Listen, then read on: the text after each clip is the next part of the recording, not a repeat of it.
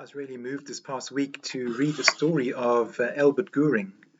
Albert Gouring was the brother of Hermann Gouring, one of the most powerful figures in the Nazi Party in Germany, who had famously vowed to destroy the RAF. Albert was, however, quite different from his brother Hermann. Albert never became a Nazi. While Hermann Gouring was found guilty in 1946 of being complicit in the Holocaust, Albert, by contrast, often risked his life to save those that the Nazis were bent on destroying. When the Nazi Party rose to power in Germany, Albert moved to Austria, and he began to speak out against the Nazi Party.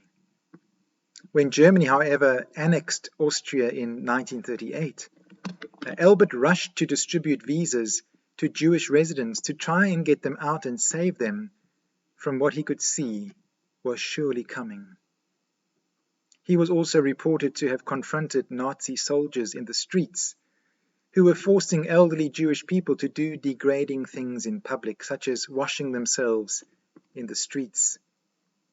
These were acts of bravery which could easily have resulted in him being shot on the spot.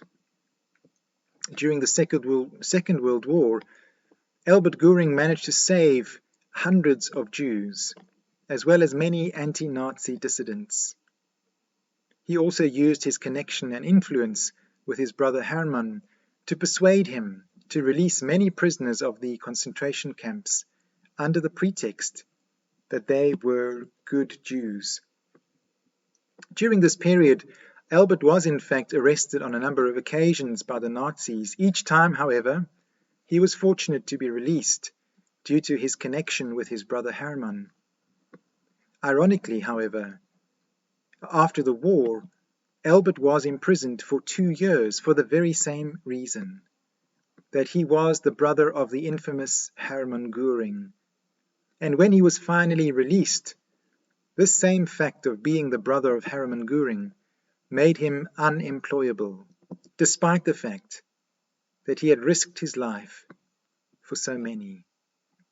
Although he died penniless, Albert Gouring was looked after by many of those he had helped and saved during the war. In our 8th Beatitude today, we hear the words of Jesus, "Blessed are the peacemakers, for they will be called children of God." What the story of Albert Gouring reveals is that being a peacemaker is often a costly thing. Many people in this world like the idea of peace, but there are not as many who are willing to pay the price for working for peace in this world. Albert Gouring was one of them.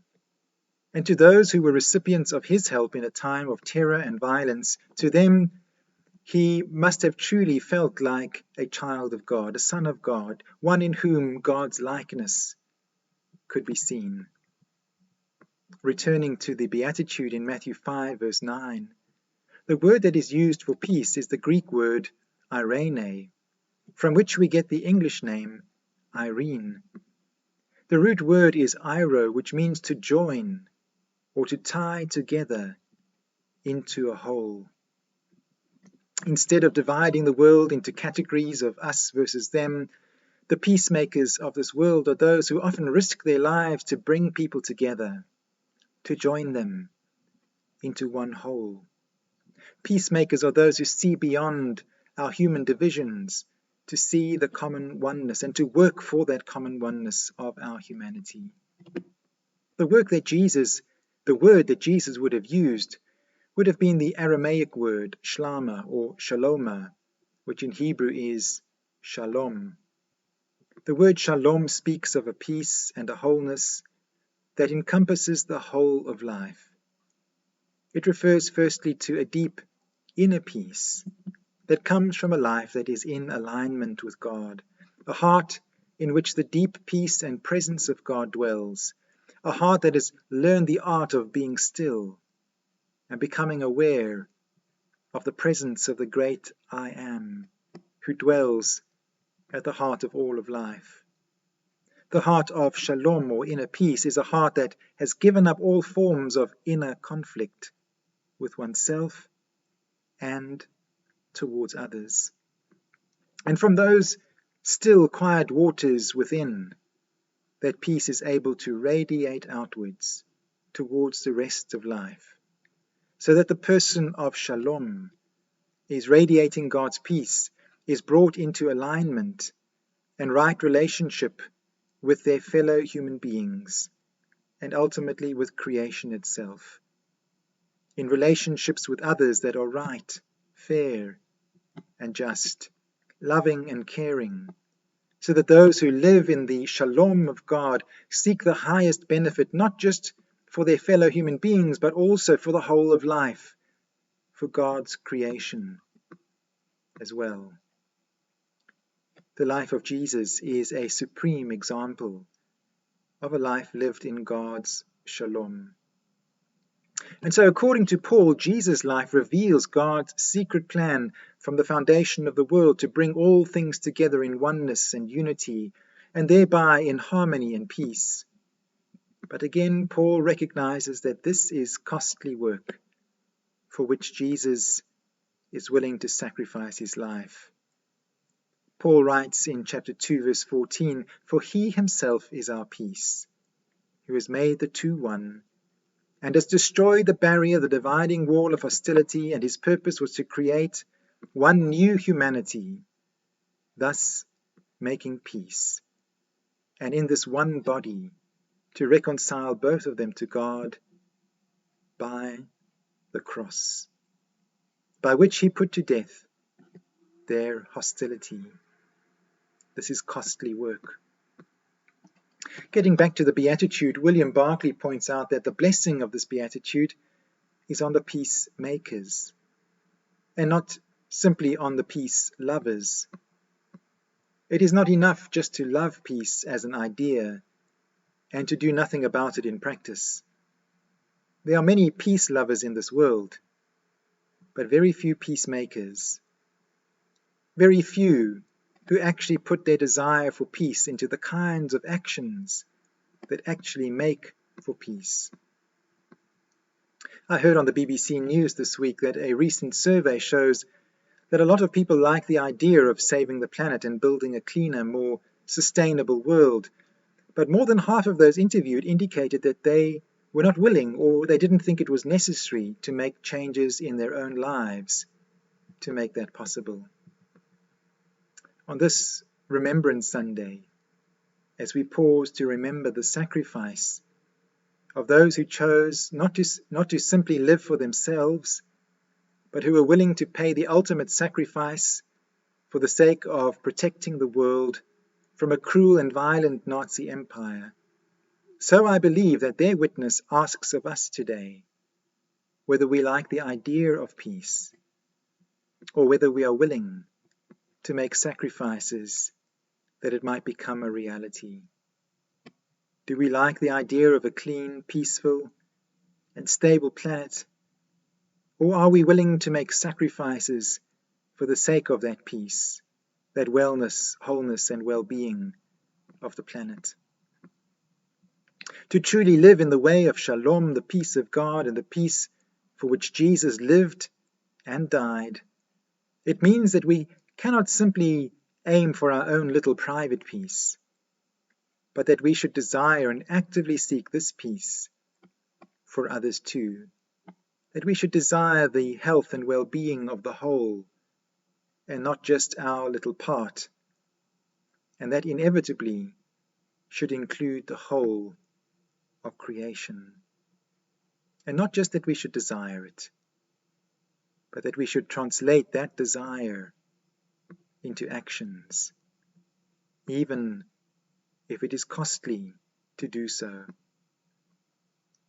The second half of the Beatitude tells us that those who are peacemakers will be called children of God. Now, William Barclay writes that in the Hebrew and Aramaic languages, there are not a lot of descriptive words, not a lot of adjectives. He writes that often when ancient Hebrew speakers wished to describe something, they used not an adjective, but rather the phrase, the son of. And so Barnabas in Acts, who must clearly have been a warm and empathetic and comforting person, is called a son of comfort, or a son of consolation. As William Barclay puts it, when this beatitude says, "Blessed are the peacemakers, for they shall be called the sons of God," what it means is, blessed are the peacemakers, for they shall be doing God-like work. A few months ago, I came across the following story. 2 senior British officers were surveying the carnage of the battlefield at the end of one of the great battles of World War I. One was an atheist, and the other a Christian. And the atheist said to his Christian comrade, "Where is your God in all of this?" And just then, 2 British soldiers staggered into view, carrying a badly wounded enemy soldier. And the Christian replied, "There is my God." It's a fascinating story. Even in the midst of a situation of conflict, those 2 British soldiers, as they rescued from the battlefield not just the fallen and wounded soldiers from their own side, but also the fallen and wounded enemy soldiers, they were engaging in God-like work. Peacemaking always begins as an inside job.